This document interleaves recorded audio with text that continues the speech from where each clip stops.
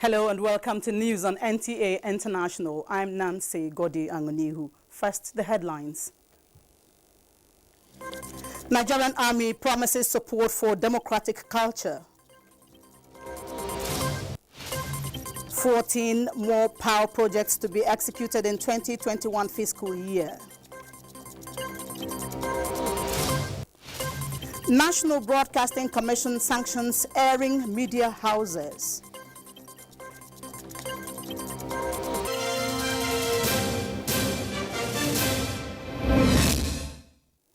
Now details of the news. Following the recent hijack and fallout of NSAS protests, the Nigerian Army says it will not allow any force in or outside the country to destabilize the nation's democratic system that enhances socio-economic development. This was the highlight of a crucial meeting of the Chief of the Army Staff, Lieutenant General Tukur Buratai, Principal Staff Officers, General Officers Commanding and the Field Commanders held in Abuja. Defense correspondent Ismail Musa reports that the acting director, Army Public Relations, Colonel Sagir Musa, conveyed the Army chief's message to journalists. Directed that they, PSOs, GOCs and field commanders must reiterate to all their subordinates that the Nigerian Army is determined to ensure democratic stability in Nigeria as the only panacea for development and progress. That there will be. The Nigerian Army explains that it acted professionally since the commencement of the protest to avoid a grand plan by detractors to tarnish the image of the military.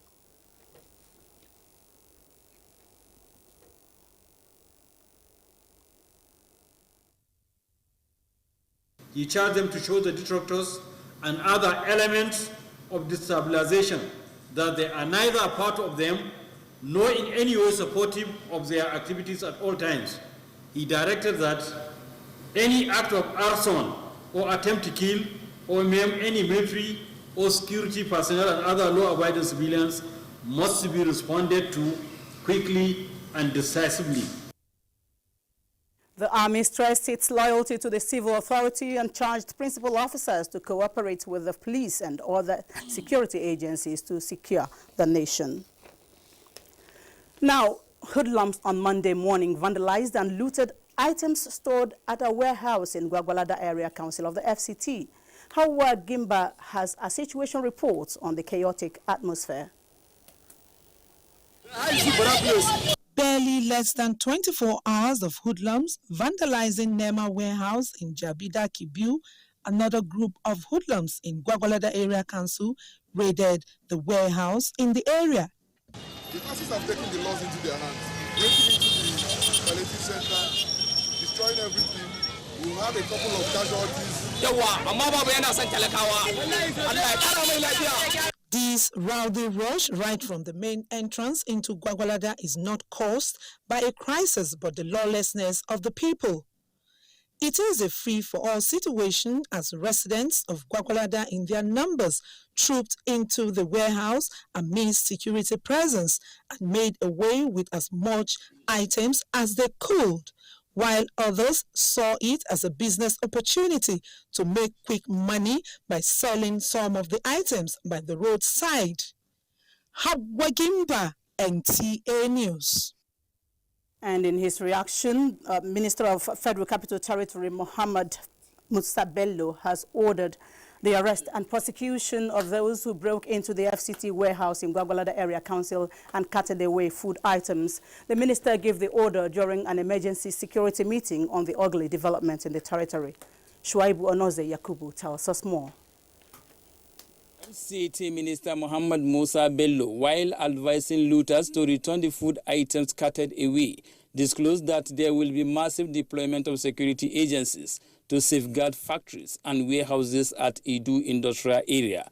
He said the ugly development is not in any way connected to the NSAS protest, but a broad-day stealing by hoodlums, which must be condemned in strong terms. As you know, a number of government warehouses have been vandalized, and it has now escalated to private warehouses.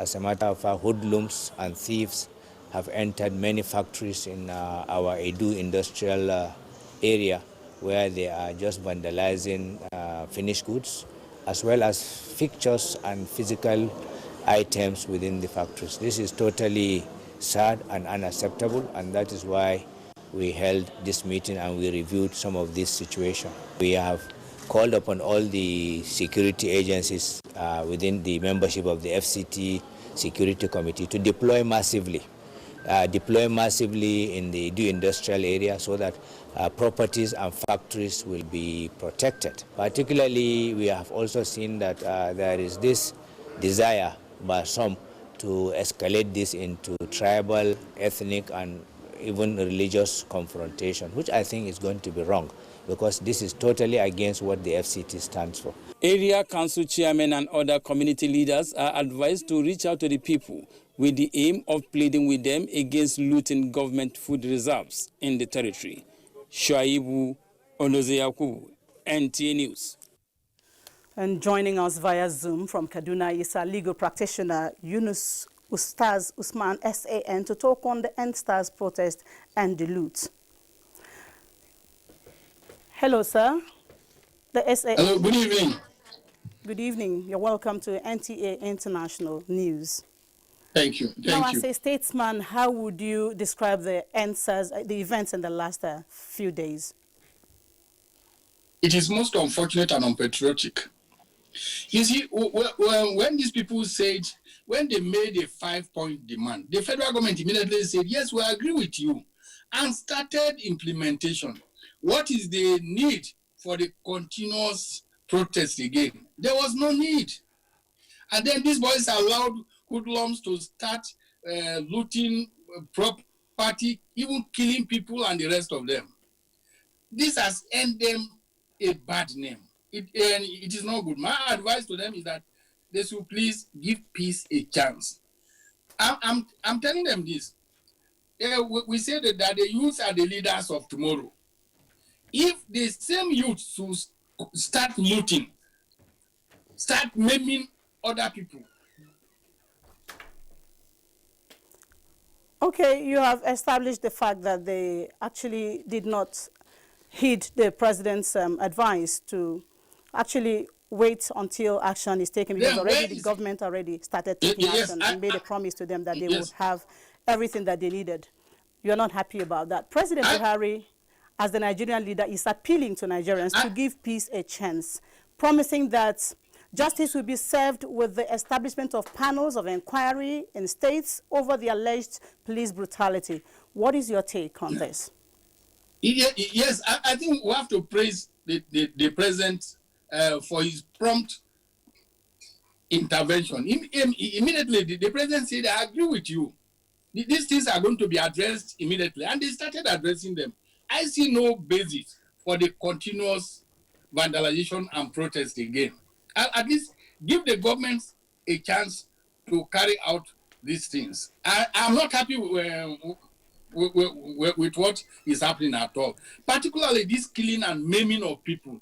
And looting.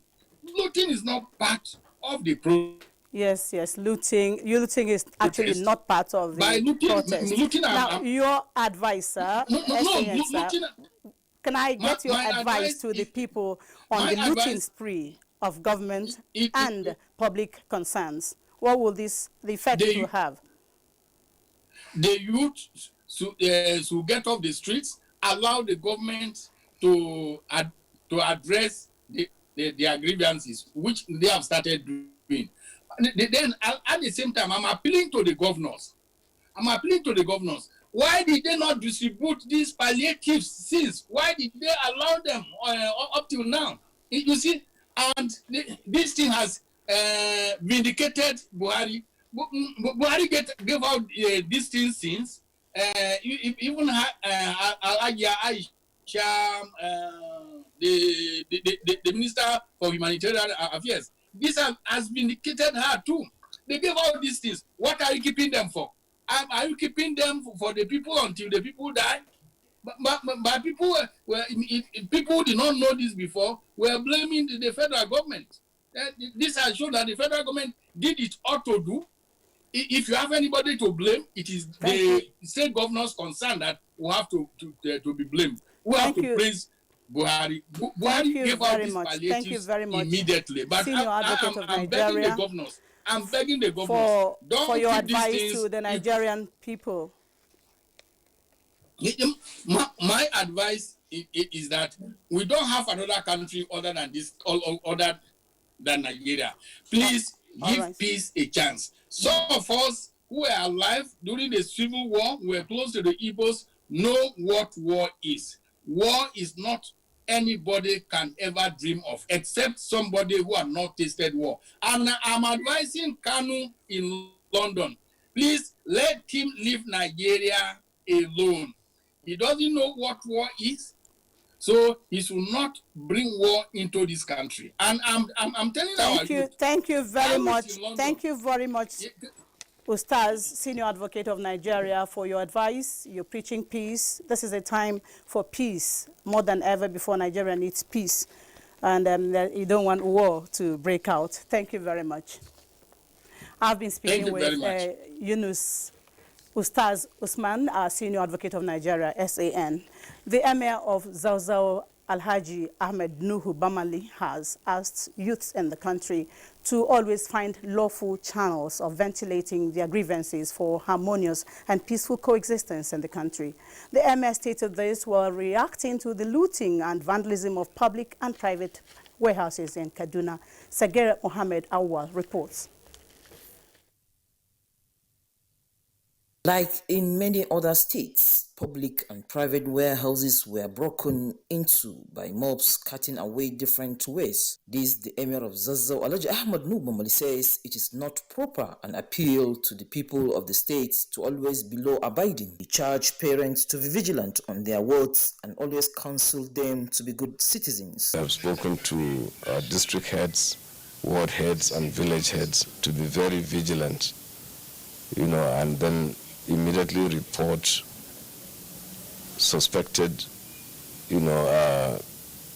people who are in the neighborhood, trying to incite others, to violence. Alhaji Nubamali sue for peace and tranquility for socio-economic development of the country. In Zaria, I'm Sagir Muhammad Awal, NTA News. The Nigeria Governors Forum, NGF, has advised Nigerians to disregard allegations from some quarters accusing it of hoarding COVID-19 palliatives aimed at assuaging plights of the vulnerable. The forum says the palliatives, which were parts of the goodwill of Nigeria business community through the Ministry of Humanitarian Affairs, Disaster Management and Social Development, had up to 10 states to cover as at mid-October 2020. The forum regretted the tragic looting at the strategic warehouse in Lagos, as well as other parts of the country, where consignments were stored ahead of the projected second wave of COVID-19. NGF says it has remained committed to the welfare and security of people and has shown adequate concern over the alleged brutality of the disbanded SARS, as well as instituted measures to address demands raised by genuine protesters. The forum advised citizens not to undermine the good efforts of government in ensuring that the economy is put in good shape for the benefit of humanity and the country. The Southeast Governors Forum is meeting with the youth from the zone on the need to pull out on the NSAS protest. The chairman of the forum and governor of Ebonyi State, David Umahi, made this known after their virtual meeting with the selected youth leaders from the zone in Abakaliki. Kingsley Okoro reports. The meeting is coming after hoodlums hijacked the NSAS peaceful protests across the country. Governor Umahi said the leaders of the zone acknowledged with great pain the ugly event that led to the destruction of lives and property across the country and called for accelerated investigation of the unwarranted shooting and perpetrators are brought to book. The leaders of the Southeast geopolitical zone acknowledged with great pain. We are equally very pained by the destruction of critical infrastructure, public and private institutions and businesses.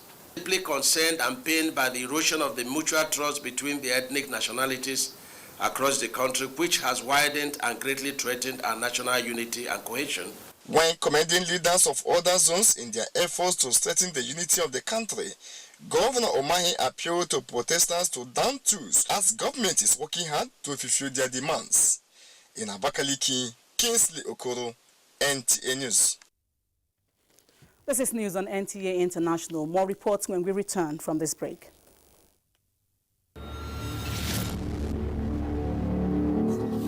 Demands of #EndSARS movement. Immediate release of all arrested protesters. Justice for all deceased victims of police brutality and appropriate compensation for their families. Setting up an independent body to oversee the investigation and prosecution of all reports of police misconduct within 10 days. In line with the new Police Act, psychological evaluation and retraining to be confirmed by an independent body of all disbanded SARS officers before they can be redeployed. Increase police salary so that they are adequately compensated for protecting the lives and property of citizens. Federal government's response. On 11th October 2020, the Inspector General of Police dissolved the Special Anti-Robbery Squad, SARS, across the 36 states police commands and the Federal Capital Territory. On October 12th, President Muhammadu Buhari addressed the nation, stating the disbanding of SARS is only the first step in our commitment to extensive police reforms. On 13th October 2020, the Inspector General of Police ordered all defunct SARS personnel to report at Force Headquarters, Abuja, for debriefing as well as psychological and medical examination. On 13th October 2020, the Presidential Panel on the Reform of SARS accepted the 5-point demand of the #EndSARS protesters. On 15th October 2020, the National Economic Council, NEC, directed the immediate establishment of state-based judicial panels of inquiry across the country to receive and investigate complaints of police brutality, related extrajudicial killings with a view to delivering justice for all victims of the dissolved SARS and other police units. State governors should immediately establish state-based special security and human rights committees to be chaired by governors in their state and to supervise the newly formed police tactical units and all other security agencies located in the state. This will ensure the protection of citizens' human rights. Members will also include representatives of youths and civil society as well as head of police tactical units in each of the states.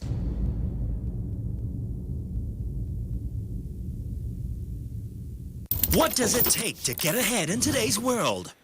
To get your dream job, the perfect girl, even a table at your favorite dance club. It takes moving fast. It takes moving at the speed of 4G. With Intel 4G LTE, you've got it all covered. That's because you have access to super fast unlimited data that enables you move as fast as the speed of light. Now, no download is too heavy, no conversation too long. Nothing is impossible. Get Intel 4G LTE Advanced today and do so much more. Intel. Live more. Issa too like football on top Go TV. So they him forget say him be best man for him party wedding. Amaka disappoint her bobo all because of football. Kola and him family supposed come out for them gas change plans because for this new football season, Go TV get correct football action will make sense. Get Go TV decoder will come with 1 month Go TV Max subscription for only 9,500 naira. Go TV. Thanks for staying with us. The Ministry of Power is to execute 14 projects in 2021 fiscal year, which are priority projects of the Economic Recovery and Growth Plan of the federal government. This was part of the submissions at the Senate's 2021 budget defense by the Minister of Power, Saleh Maman, and agencies under the ministry. Ignatius Onko reports. It was another budget scrutiny session at the National Assembly. Senate Committee on Power needed justification for the financial proposals in the 2021 budget of the poor sector. The minister, before giving an overview of the 2021 budget, listed some of the major achievements of the sector in the 2020 fiscal year to include increased power generating capacity from 8,000 megawatts in 2015 to 13,000 in 2020, 2021 proposal budget is about 174 billion. Procurement department is ready to commence early procurement process in the first quarter of 2021. I believe that even though Mambila is not well captured in the budget, I want to believe that because the president did mention it in his budget speech before the National Assembly, I'm sure he's trying to activate some of these interventions. At another budget defense session, the Minister of Science and Technology gave a breakdown of the ministry's 2021 budget to the Senate Committee on Science and Technology. Personnel costs, 899.3 million. Overhead costs, 212.1 million. Capital Development Fund, 6,963,545,117 naira. In case of 2021 proposal, be informed that the committee will painstakingly scrutinize the genuineness of each proposed expenditure before arriving at its recommendation. Management of Border Communities Development Agency and the National Boundary Commission defended their 2021 budget before the Senate Committee on State and Local Government. The 2021 budget of the Border Communities Development Agency is 8.7 billion naira. From the National Assembly, Ignatius Nkwo, NTA News. The National Broadcasting Commission has sanctioned 3 broadcasting outfits in Nigeria for broadcasting social media footages that can trigger violence in the country. This was at a media briefing by the Commission in Abuja. Adebola Brookslyn Sunday reports. In these contemporary times, the impact of modern technology has no doubt significantly enabled citizens' contribution to journalism through the social media.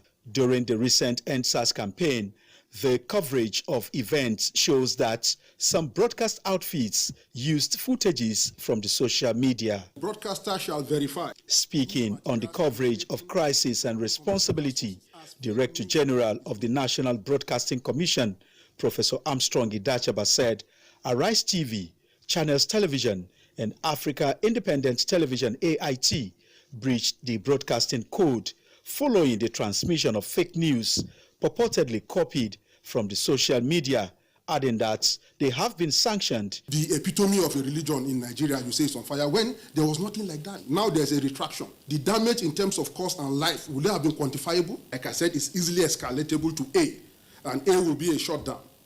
But we'll still pin you down on B, and in B is a heavy fine. And the heavy fine is between 500,000 to 5 million.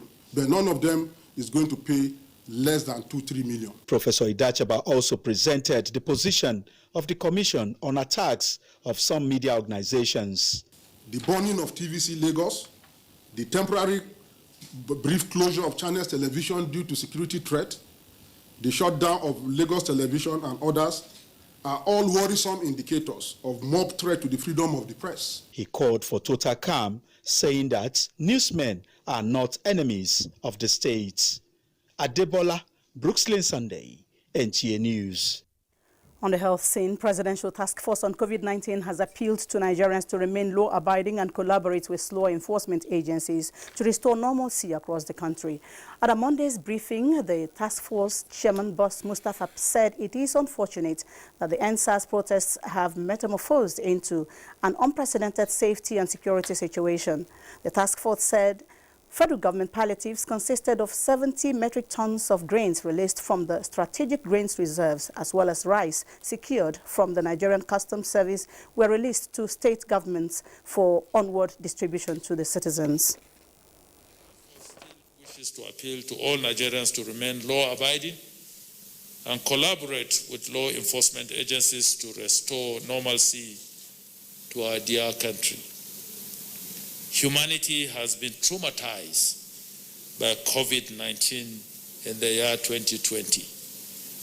Our nation is not experiencing a second wave, but has been impacted negatively by the looting and arson. We are not relenting in our efforts to ensure that the case fatality rate continues to decline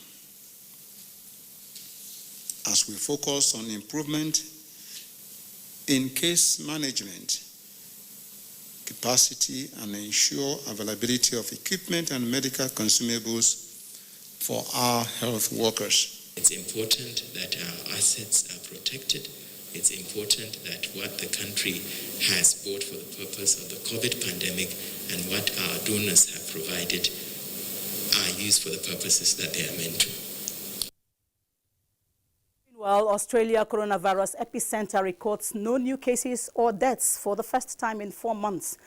As the U.S. shifts attention to COVID-19 vaccines and treatments, Uche Ugochukwu has more on COVID-19 Global Update.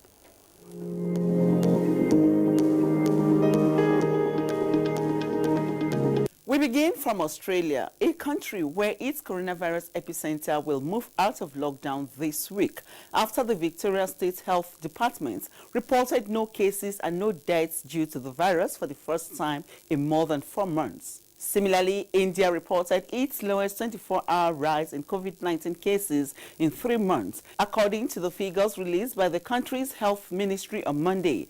45,148 new cases were reported in 24 hours. Meanwhile, cases in Europe continue to skyrocket to record-breaking levels. The U.S. President's Chief of Staff, Mark Meadows, said the U.S. is not going to control the pandemic, but will instead focus on vaccines and treatments. The U.S. average of new daily infections is now at its highest point. Elsewhere, China has rolled out mass coronavirus testing for nearly 5 million people and imposed lockdown measures in the western region of Xinjiang after a single asymptomatic coronavirus case was reported.